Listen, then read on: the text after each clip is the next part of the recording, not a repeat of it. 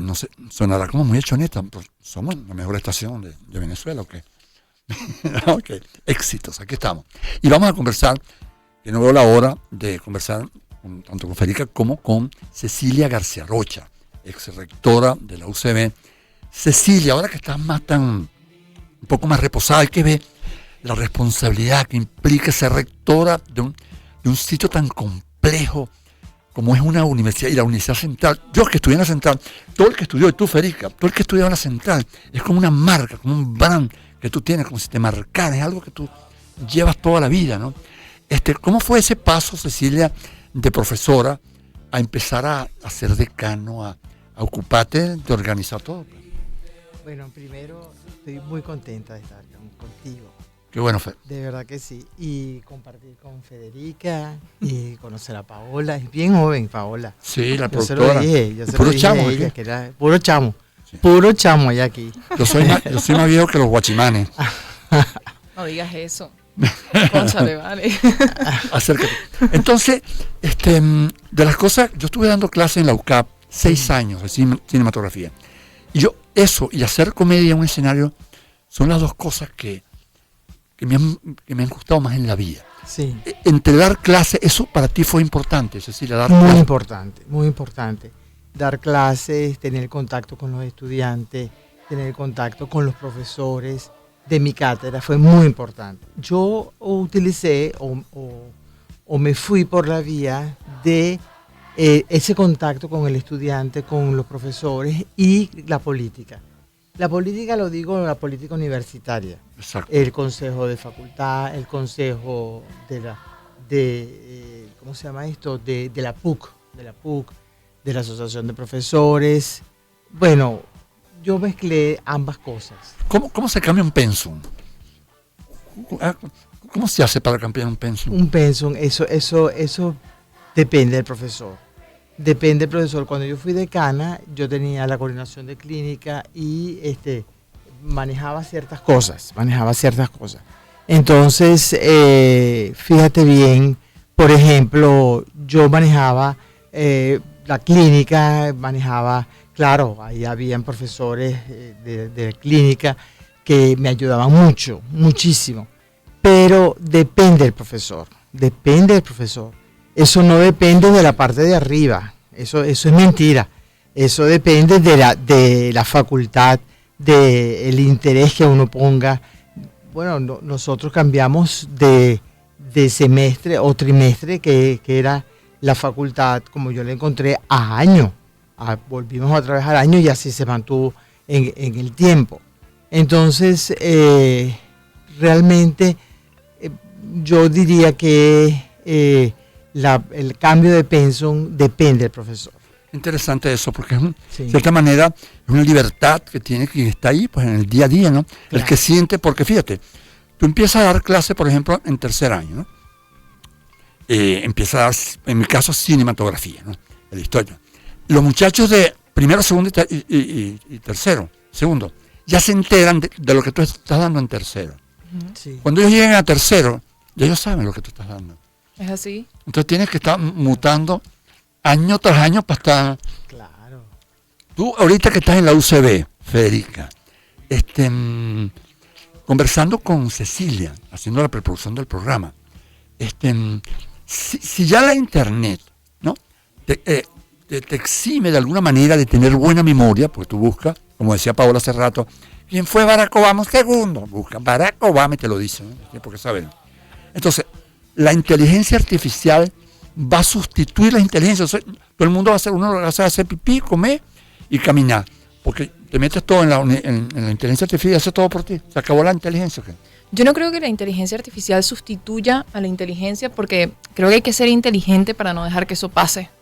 Entonces, empezando por esa parte, yo creo que algo que está pasando mucho es que, digamos que nos dicen que tenemos que aprender sobre inteligencia artificial, pero no cómo aprender a manejarla adecuadamente.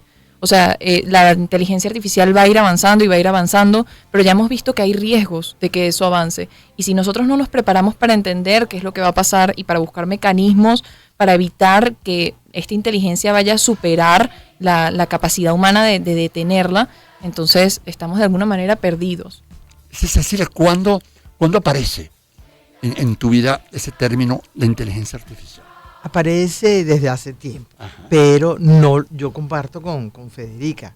Eso no va a sustituir el tú a tú. No va a sustituir en lo absoluto. En nada puede sustituir el tú a tú. Fíjate, Nada. cuando apareció el libro, Ujú. cuando uno habla de poesía, ¿no? Que es tan bonita, yo siempre digo que la poesía, al que no le gusta la poesía es porque no te han dejado. Todavía no te han dejado. Sí. Cuando te deja alguien, cuando te rompe el corazón a alguien, entonces la única herramienta para salir adelante es la poesía. Si no hubiera poesía, el mundo iría llorando. Bueno, y por eso el ser humano se las ingeniaba de contar las cosas que rimaran para recordarlas. Cuando aparece el libro en 1490, con el advenimiento de la imprenta que democratiza esa herramienta maravillosa, el libro, la gente decía, bueno, ya se acabó la memoria porque ahora con el libro ya se acabó igualito que ahorita. Siempre, cada vez que hay un advenimiento tecnológico, hay como un cierto rechazo. Se los digo porque ¿no será que nosotros estamos subestimando eso y que después nos va a comer y no nos vamos a dar cuenta? Como pasa con muchas cosas. Bueno, lo que pasa es que yo creo que no podemos entender a la inteligencia artificial como lo que nos va a sustituir. Yo creo que es una herramienta para poder avanzar y evolucionar. Si lo vemos como herramienta, yo creo que podemos entender primero que no es algo que nos va a sustituir a nosotros, sino que más bien nos tenemos que apoyar en ella para poder seguir avanzando y evolucionando. Federica y Cecilia, ¿qué tanto le dedicas tú, Cecilia, al Instagram? ¿Te metes en Instagram normalmente? Sí, claro. ¿Twitter? También. ¿Para ti cuál es la más importante? O sea, la que más... Por ejemplo, el Instagram. Ah, El Instagram. esta niña, que tenemos un programa pendiente con ella, con Isabel Bermúdez, que es una experta en Community Management. Ella dice que el Instagram es como un centro comercial, ¿no? El Twitter es de noticias y tal, Sí. pero el Instagram es así como un gran centro comercial que uno se mete y hay de todo y fotos.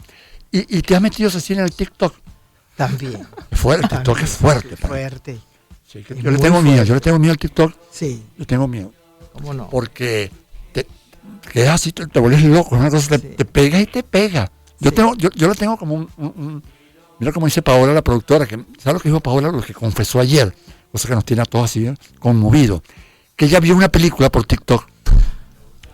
O sea, No puede ser. sí, oye, graben esto, porque esta niña merece que le hagan un juicio.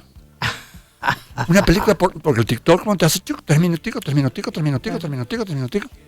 Por eso es que ahora, si tú llamas a una persona, te dice, bueno, ¿por qué me llama? Yo tanto a Cecilia como a Federica te puedo llamar, porque ahora te puedo llamar. Sí, No es que tú sí. llamas. O sea, Sí. esto que llaman Sí, el sí, smartphone, el teléfono inteligente, además de todo, puedes hablar por teléfono. Pero la idea es que tienes TikTok, tienes internet, tienes música, tienes video, tienes todo ahí y puedes hablar también. Pero no me llames porque no es así tampoco. Yo llamo a gente, ¿por qué me llama? Pero yo creo que eso es algo generacional. O sea, porque, por ejemplo... Es una manera de decirme viejo así, pero... No. Lo que pasa es que No. si tú le preguntas a mi mamá me ha dicho, pero ¿por qué tus amigos no te llaman? Y yo, mamá, es que no les gusta. O sea, pero es un tema generacional, porque mi mamá me dice, habían hasta horas para llamar a mi casa. Sí, claro. Entonces, Mira, yo trabajaba horas extra cuando estaba estudiando en Inglaterra cinematografía. Trabajaba jueves, viernes y sábado tocando en un restaurante italiano para ahorrar 20 libras para poder llamar a mi mamá, porque costaba 20, 25 libras una llamada. Ahora es gratis, la gente, es gratis. no lo aprovecho. Si yo llego a conocer al dueño, el que inventó el WhatsApp, le digo, usted inventó el WhatsApp, haga de mí lo que quiera. Me entrego mi cuerpo y mi vida. Porque eso, tú vas a hablar gratis, es una maravilla. Sí. Sí. Entonces, yo comparto con Federica que eso es generacional. Eso es generacional. mira, mientras... No te lo tomes a mal, Enrique. Sí, me lo voy a tomar mal, Federica. Mientras, aquí, off record, decidimos qué es lo que vamos a hacer con eso de generacional, vamos a escuchar Walk on the Ocean, Toad the Wet Sprocket. ¿Qué puede ser eso? Empezamos el año en su compañía. Circuito Éxitos. Caracas, Maracay, Puerto La Cruz, Puerto Ordaz, Barquisimeto, El Vigía, Guarenas Guatire, Mérida, Táchira, Margarita, Maracaibo, Maturín. Circuito Éxitos. Melodías de siempre. Sonidos en primera fila.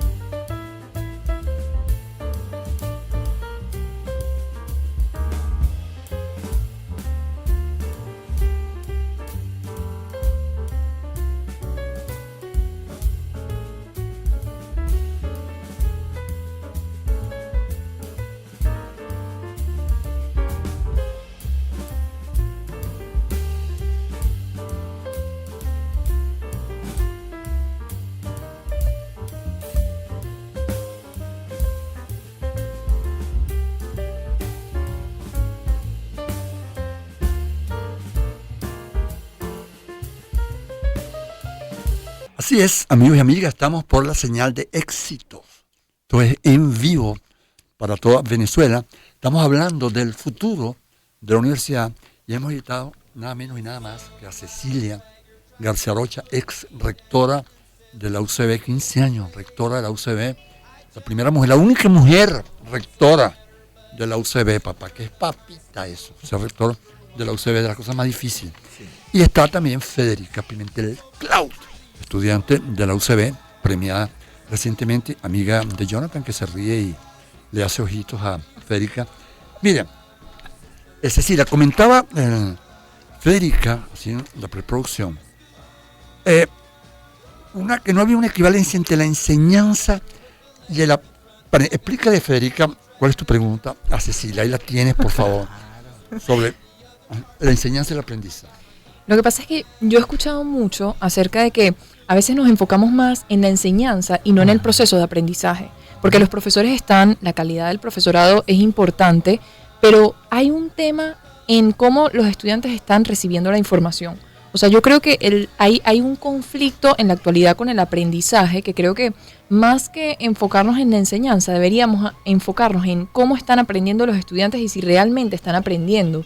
Porque muestra de eso es que, bueno, estamos hablando de las redes, de la parte digital, pero salió hace poco una encuesta de si los estudiantes estaban lo suficientemente preparados para enfrentarse a una educación superior y demostró que no, que las deficiencias del sistema educativo son importantes. Sí. Entonces, o sea, realmente, ¿en qué nos tenemos que enfocar? ¿Cómo podemos lograr que el estudiante aprenda, si viene ya con esas deficiencias, si tal vez es un tema psicológico por parte de ellos? O sea, ¿cómo podemos manejar esa situación?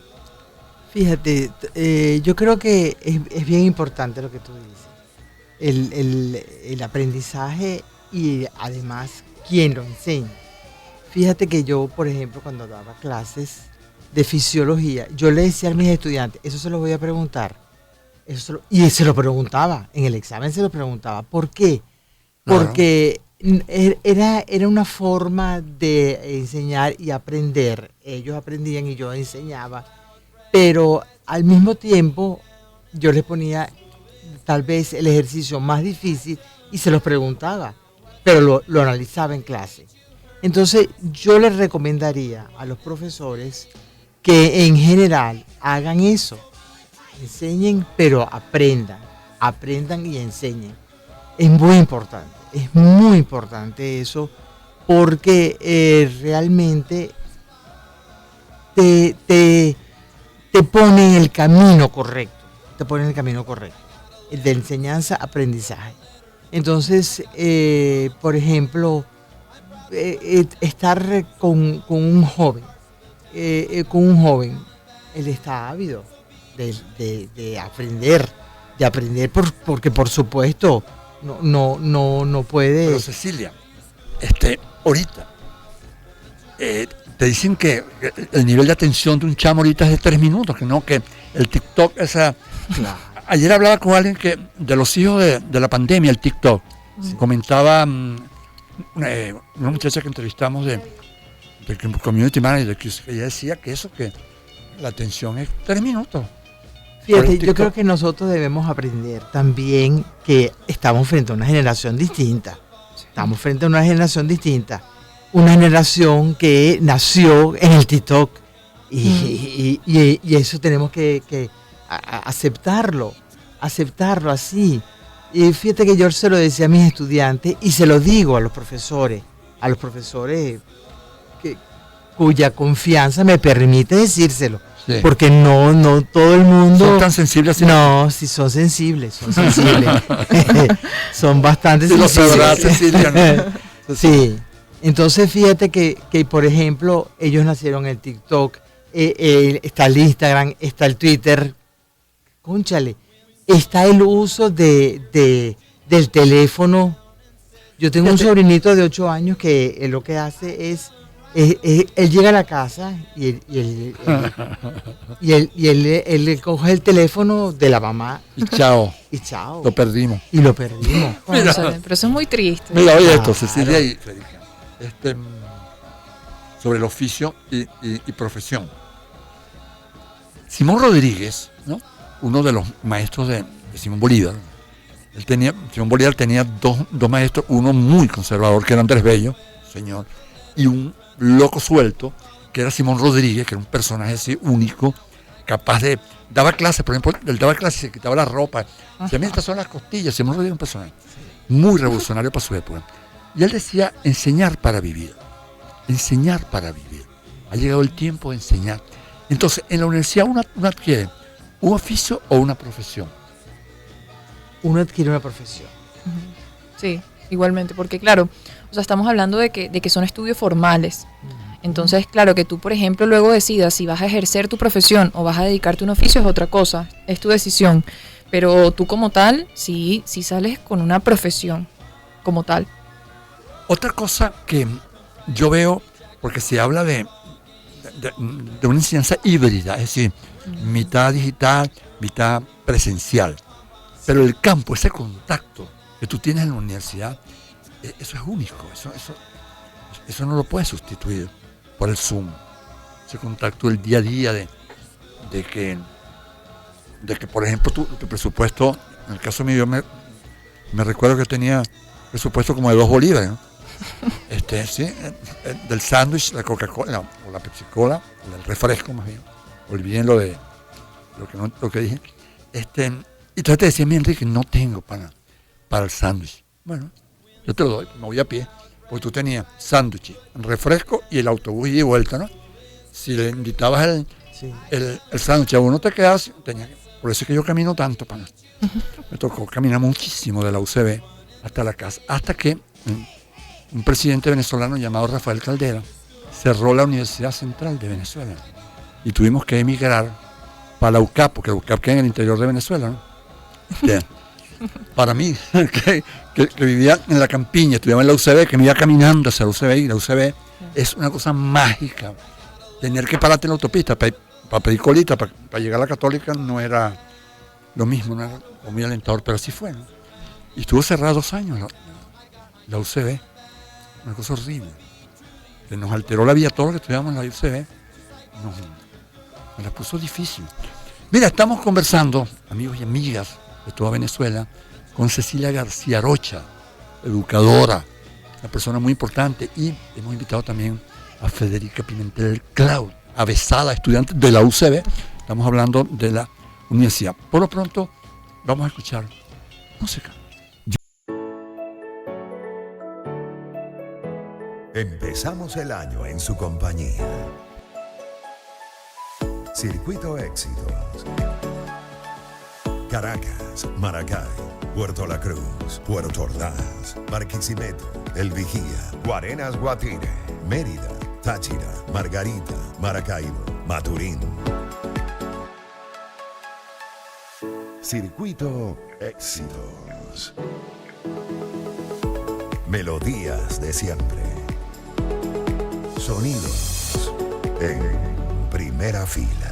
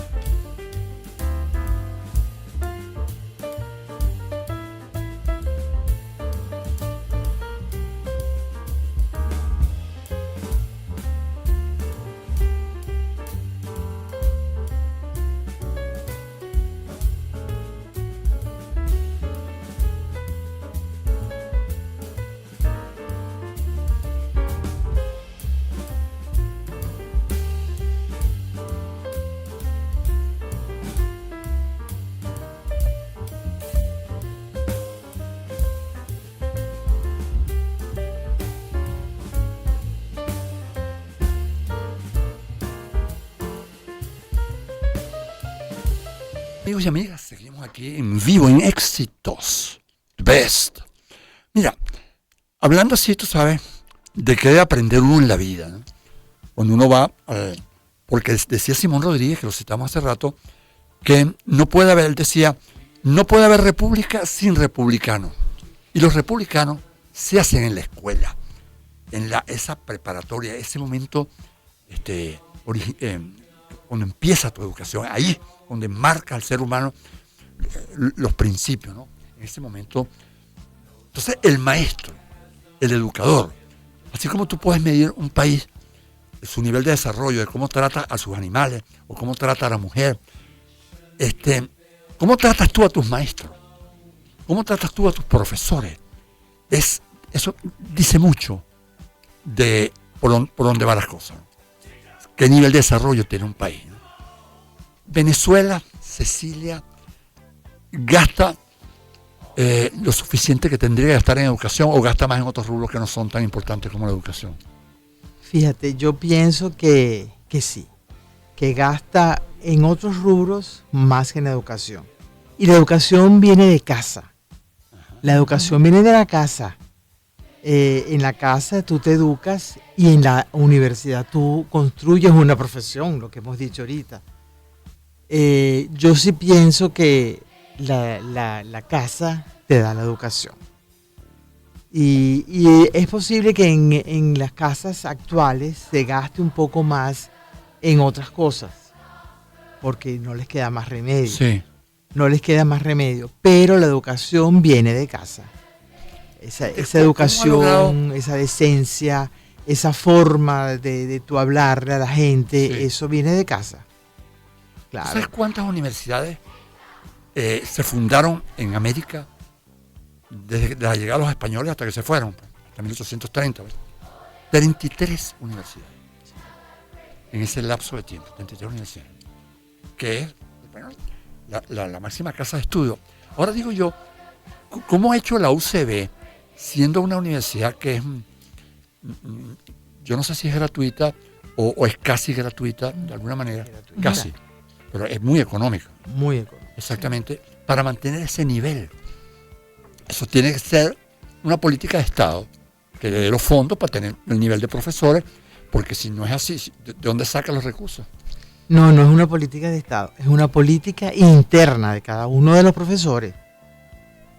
Cada uno de los profesores que formamos parte, o del staff de allí, de la Universidad Central de Venezuela, que nos ponemos a la orden del sistema. Es Totalmente. diferente, Sí, es diferente. Te lo puede decir sí. Federica. No, es que yo creo que muchos de los profesores que nos dan clases lo hacen por amor al arte.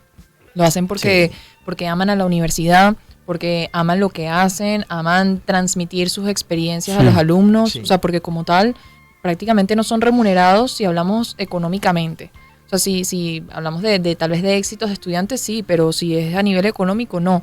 Entonces, o sea, el hecho de que estos profesores, conmigo a mí me han dado clases profesores que han sido embajadores en más de 5 países. Claro. O sea, una cosa que tú dices, wow, cuánta experiencia tiene ese profesor. Entonces, sin lugar a dudas, si está ahí, que no prácticamente no se le paga nada, es porque le gusta. Un influencer es una profesión o un oficio. Un oficio. Un oficio. Y tú ves un influencer que lo que está diciendo es una cosa así que insólito. 1,5 millones de seguidores. Y dice cosas así que tú dices, no puede ser, ¿no? Y en cambio, una persona que se mete en las redes y quiere hacer, digamos, un portal de las pinturas, de la historia del arte, de la influencia del arte, 29 seguidores. Sí. De hecho, a nosotros nos pasa, a los que estamos estudiando comunicación social, que muchas veces, a mí me ha pasado porque me han dicho, por ejemplo, ¿qué estás estudiando tú? Y yo les digo, comunicación social. Y entonces me dicen, o sea, que no estás estudiando, y se ríen. Y yo digo, wow, o sea, ¿cómo influyen los estereotipos equivocados en una profesión, no? O sea, por ejemplo, también nos confunden, dice, bueno, la comunicación social desaparece porque ahorita están los influencers. Pero es que los influencers, o sea, están ejerciendo un oficio, no una profesión. O sea, ellos no se les enseña a triangular fuentes, no se les enseña a cómo llegar a la verdad. ¿Cómo se llama eso? Triangular fuentes. ¿Qué es eso? O sea, por ejemplo, no quedarse con la primera información, sino investigar si esto es cierto, corroborar la información con otras personas, con otras fuentes. Eso no lo suele hacer casi nadie. Entonces, por eso es que se producen fenómenos como la desinformación, por eso es que ahorita con el tema de la inteligencia artificial corremos el riesgo de estas falsificaciones, porque las personas se quedan con lo primero que reciben y no se les ha educado para que corroboren antes de transmitir la información. Entonces, por ejemplo, a mí cuando me dijeron esto, que dicen, no, o sea, que no estás estudiando, a mí me dio risa, porque yo dije, esta persona no entiende la importancia que tiene lo que aprendemos los comunicadores y cómo influye en nuestro día a día. Sí, bueno, se supone que un comunicador social tiene que saber de psicología, porque tú tienes que saber el comportamiento de una persona, porque se comporta, de sociología, cómo se comporta un pueblo, ya no es una sola persona. Tienes que saber de derecho, hasta dónde puedes tú hablar, decir algo sin ofender o sin cometer un delito por desinformación. Lo que yo te decía de la enseñanza, ¿no? Y hablaba Simón Rodríguez, que ahora sí se me fue. Uno debería saber cultivar, por ejemplo, ¿no? Curar. Cocinar, comer, vestirte. O sea, esas cosas básicas que yo recuerdo que cuando yo estudié, por ejemplo, en primaria había cosas que realmente nunca me sirvieron. El álgebra, salvo que tú te dediques a las matemáticas y todo. Claro que uno debería, saber, entender qué es el álgebra y cómo tú puedes sumar números negativos. Cuando yo vi eso, que tú podías sumar más 3, menos 4. O sea, esas figuras así que eran así. Eso se me rompió el coco, ¿no? Bueno, eso, ok, pero a ese nivel. Pero no cosas así tan química. Yo recuerdo que yo aprendí cosas en química que, más nunca, ¿no? Cuando había cosas, por ejemplo, ¿de dónde vienen las ideas políticas? Uno se pone a estudiar, por ejemplo, ideas que están ahorita en el mundo. El marxismo, por ejemplo, ¿no? Resulta que cuando venían a América, cuando se descubrió América, que la cantidad de gente venía a América a robar, a buscar oro, a hacer cualquier cosa, ¿no? Aventurero. Pero cuando regresaban a Europa, ¿qué tanto oro traía? El que no traía oro, ¿qué traía? Cuentos. Como no traía oro, traía cuentos. Entonces empezaba a contar cosas como la Amazonía, una sociedad perfecta, donde todo el mundo era igual, donde, tú sabes, ¿no? Y entonces eso hizo que pensadores como, por ejemplo, Tomás Moro, inglés, hiciera un tratado, una propuesta llamada la utopía. La utopía era eso, era una utopía, o sea, una sociedad basada en un cuento, basada en una cotorra de un tipo que venía de las Indias, que no había visto nunca la Amazonía, ni había visto nada, pero tenía ese cuento para lucirse. Bueno, el marxismo está basado en la utopía, en esos cuentos está basado. Esas sociedades así, tú sabes que perfectas, sociedades a pesar del ser humano. Porque tienes que tomar en cuenta el ser humano, papá. No, ¿me entiendes? Que tienes que partir del ser humano y ver propuestas que se han hecho y han fracasado, y fracasan aquí, fracasan allá, fracasan en todos lados, y tú sigues porque tú sí no vas ¿no? A mí no me muerde el tigre. Ese tigre, señor, ha muerto como 27 personas, a mí no. ¿Dónde está el tigre? ¿No? En fin. Eso, hablando de la educación, es un tema que a mí siempre de dónde vienen las ideas políticas, que la gente sepa, que aprendas a pensar, no a obedecer. Uno tiene que crear ciudadanos, no súbditos. Sí, y eso de hecho se aprende en casa, como estaba comentando la profesora Cecilia. O sea, de hecho mi mamá siempre me dice, la educación en casa es primero. Porque siempre vas a tener tiempo de aprender, de asistir a una universidad, de educarte si no tuviste la oportunidad de asistir al colegio, pero la educación en casa es lo que las bases del ser humano, es cómo te comportas en sociedad, es cómo surgen esas ganas de aprender, de formarte. Eso es fundamental. Fundamental. Eso es así. Eso es de casa y hogar. Fundamentalmente. Los principios. Claro. Los principios. Eso es lo que la mejor pastilla para dormir bien, ¿no? Es tener principios y observarlo. Sentirte bien, cuando tú te sientes bien contigo mismo, duerme sabroso. Cuando no, otro rollo. Para eso está Netflix. Mira, vamos a escuchar I Need You Tonight. Yo te necesito esta noche y todas las noches. Cuidadito. Empezamos el año en su compañía. Circuito Éxitos. Caracas, Maracay, Puerto La Cruz, Puerto Ordaz, Barquisimeto, El Vigía, Guarenas Guatire, Mérida, Táchira, Margarita, Maracaibo, Maturín. Circuito Éxitos. melodías de siempre. Sonidos en primera fila.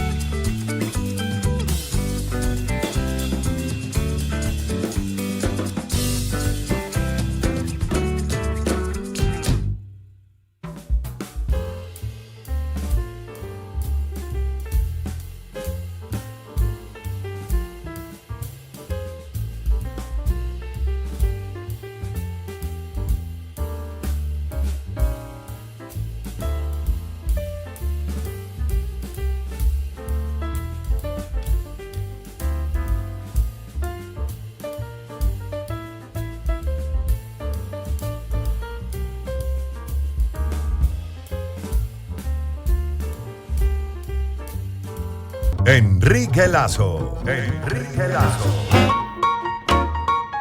Éxitos.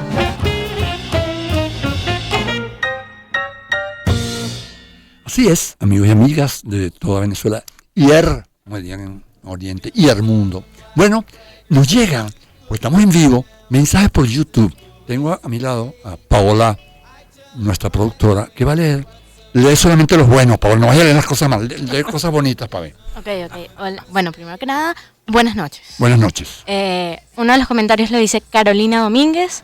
Qué interesante ver generaciones tan marcadas coincidiendo en sus opiniones. Eso habla muy bien sobre Federica y su madurez, y de Cecilia sobre su mente amplia y las nuevas tendencias. Muy bien. Tenemos una pregunta. ¿Cómo se llama el guacamayo ese que preguntó que la edad mía? Leonardo Suárez. Leonardo. Es una pregunta interesante, ¿no te parece? No. Bueno. Anota el nombre, Leonardo. Leonardo Suárez. También tenemos a Carolina Domínguez que pregunta, ¿ha disminuido la creatividad en las últimas generaciones? ¿Qué dice Cecilia? Fíjate que yo creo que sí. Ha disminuido un poco la creatividad en las últimas generaciones. En la música se siente. Sí, claro. Claro, por favor. Es algo impactante. ¿Y tú qué dices, Federica? Tú Sí, sin lugar a dudas yo ¿Pero también. cómo sabes tú si tú eres una chama? Bueno, pero son las últimas generaciones.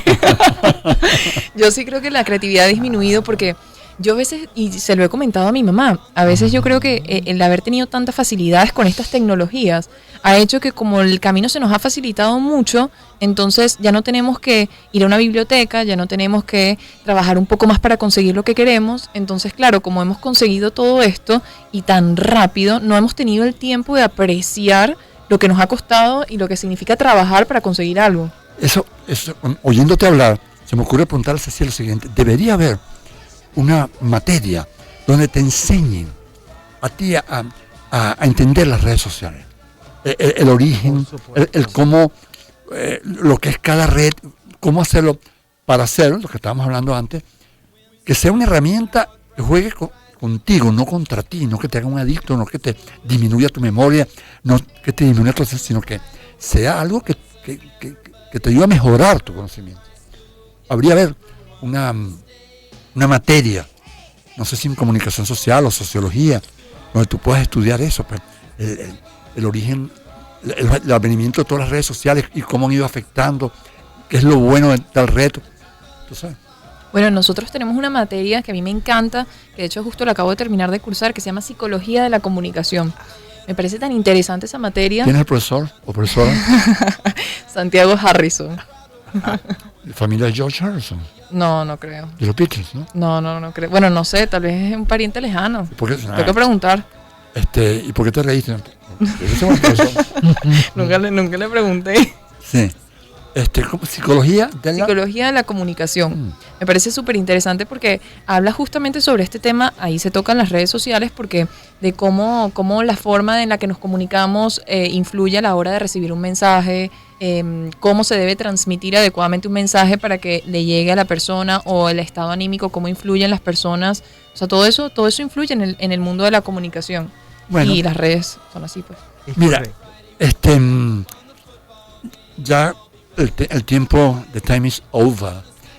Queremos darle las gracias, ¿vale?, a Cecilia García Rocha, por haber, igual a Federica, por aceptar esta invitación para conversar de estos temas que creo que son tan interesantes. Tenemos que seguir haciendo programas, Cecilia. Sí, señor. Claro que sí. Para que nos ilustres. Porque es importante, la educación es importante. Es importantísimo. El ser humano, eso es lo que nos distingue, lo que distingue a los pueblos, aparte de sus recursos, los recursos humanos. Es importantísimo formar ciudadanos. No puede haber democracia sin demócratas. Y los demócratas se hacen en la escuela, parafraseando a Simón Rodríguez. Así es. Mira, Federica, muchas gracias. También a ti, muchacha. No, fue un placer y un honor estar sentada aquí en medio de ustedes dos. Sí, bueno, les recuerdo que este programa lo produce Paola Muciote. En la gerencia de producción está la chiva mayor, que es Johara Paredes. En los controles, Jonathan Aguilar, el gocho, órale. Y en la edición y montaje, Kevin Aguirre. Bueno, gracias, como le dije, a Cecilia García Rocha, a Federica Pimentel Clau. Mañana seguimos.